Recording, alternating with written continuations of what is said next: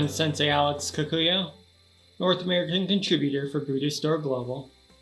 Thanks for joining me for this episode of The Ordinary Buddhist. The title of today's Dharma talk is Hot Days, Cold Nights. Before we get into that, please subscribe and hit the notification bell. That way you'll be notified when I post talks in the future. If you wouldn't mind hitting the like button, that'd be great too. Many years ago, there was a Zen teacher who was giving a lecture to his students.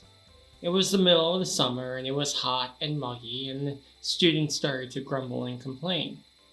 Eventually, one of them asked the teacher, "Master, what should we do when it's so hot outside?" And the teacher replied, "When it's hot, heat kills you. When it's cold, cold kills you." I've been thinking about this koan a lot lately because we're having sort of a similar experience here on the homestead. It's that time of year when in the morning and late in the evening it's a little bit chilly to the point where one might wear a hoodie or a sweater. But it's sweltering hot during the day, often hot and muggy and somewhat miserable. What the teacher was trying to instruct his students is that the temperature will never be quite right, whether that's the literal temperature of the day or the metaphorical temperature of the experiences we're having in daily life. Things will always be too hot or too cold.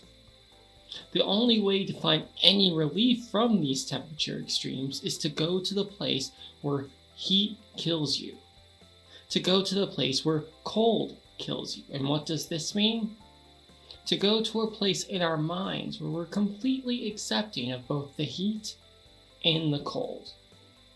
If we're hot, we're hot. If we're cold, we're cold.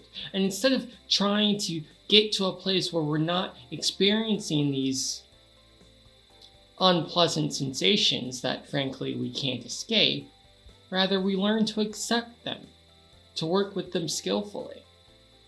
What I personally have learned is that as long as I stay hydrated, the heat, while unpleasant, won't kill me. And even in evenings when it's cold, again, it can be unpleasant, but as long as I dress appropriately, wearing a sweater or a hoodie where necessary, it won't kill me. When we learn to take life as it is, not complaining about the heat or the cold, it's then that we'll find inner peace. Amitabha.